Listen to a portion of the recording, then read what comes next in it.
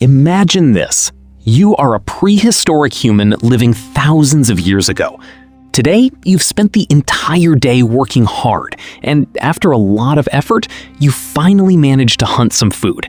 But just as you're making your way back to your cave with your food, a powerful man suddenly blocks your path and tries to steal your kill. What are you gonna do? There's no police, no court, and no law. If this man takes your kill, who are you gonna complain to?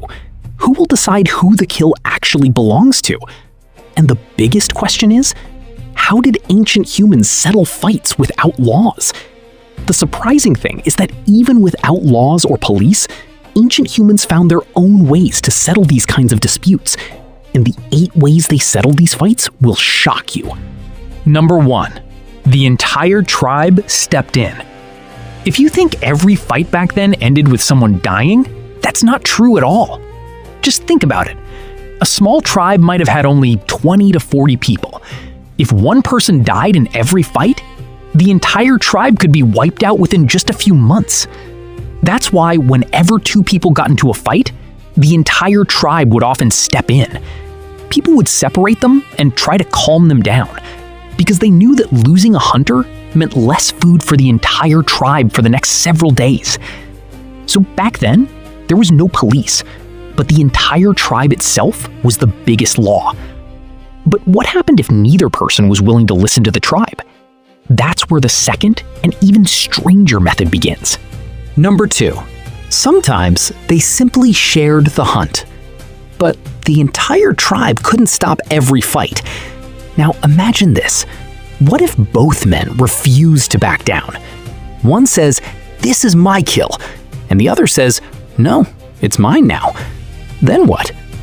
In situations like this, some ancient communities chose the simplest solution.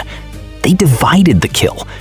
That might sound strange today, but back then, staying alive was far more important than winning. If one man walked away with the entire kill, the other could be left hungry. And a hungry person might start another fight the very next day. So sometimes the whole animal, or at least the meat, was divided between both of them. One person might get a larger share and the other a smaller one, but at least both of them stayed alive and the tribe remained united. To them, the greatest victory wasn't winning the fight, it was protecting the tribe. But what if neither of them was willing to share the meat, and both picked up their weapons and charged at each other? The third method was probably the most dangerous of them all. Number 3. A challenge. But not every fight ended with words. If neither person was willing to back down, and even the entire tribe couldn't calm them down, some ancient societies used a different approach. They allowed the 2 people to challenge each other, but with certain rules.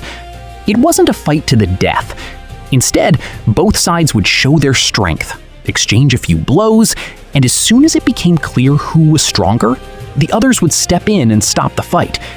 The goal wasn't to kill the opponent, but to bring the conflict to an end. Because if every fight ended in death, the tribe's best hunters would slowly disappear. And without hunters, the entire tribe could starve. So sometimes fighting was allowed, but killing was not. But what if someone kept starting fights over and over again and refused to listen to anyone? The fourth method was probably even more terrifying. Number 4. Temporary exile from the tribe. Sometimes a person was forced to live alone outside the tribe for a few days or even a few weeks. No one gave them food, no one protected them.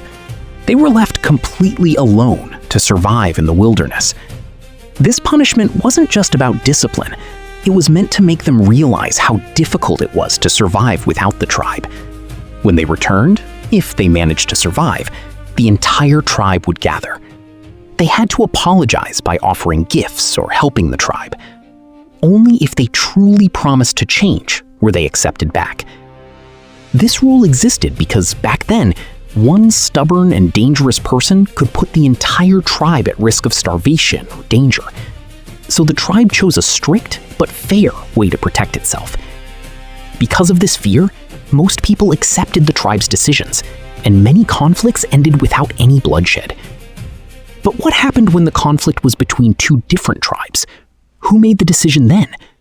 That's where the fifth method begins. Number 5. Compensation. When a dispute broke out between two different tribes, each side believed it was right. In situations like these, a neutral tribe or a respected leader was often asked to step in. They listened to both sides and decided how the conflict should be settled. But not every dispute was between tribes. Sometimes someone ruined another person's hunt, broke their tools, or took something that didn't belong to them. Now the question was, should every small mistake turn into a fight? If that happened, no tribe would have survived for very long. That's why many ancient societies followed a different approach.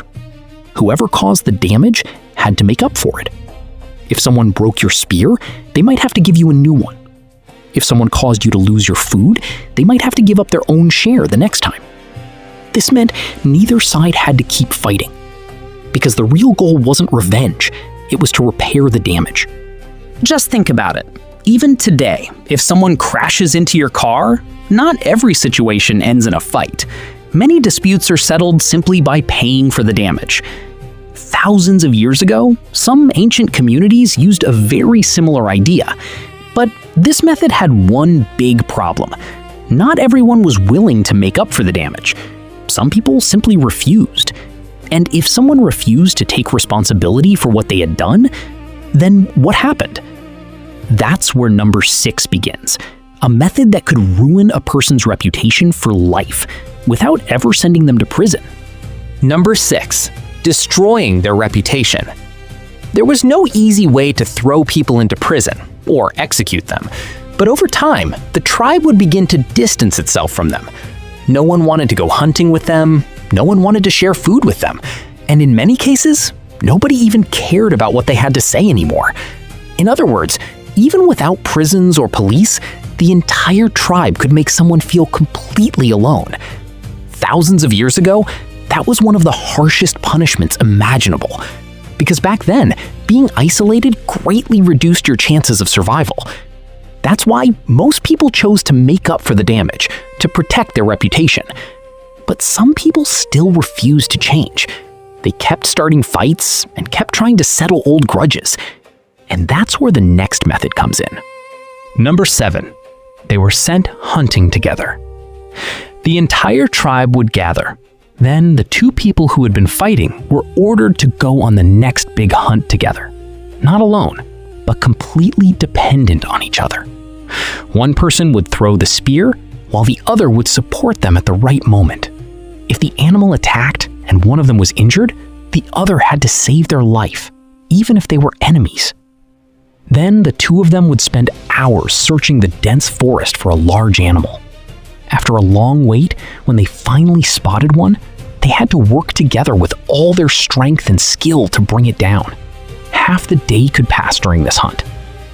But throughout the process, their entire focus was on the hunt, and they became so dependent on each other that they didn't even realize when their hatred slowly turned into friendship.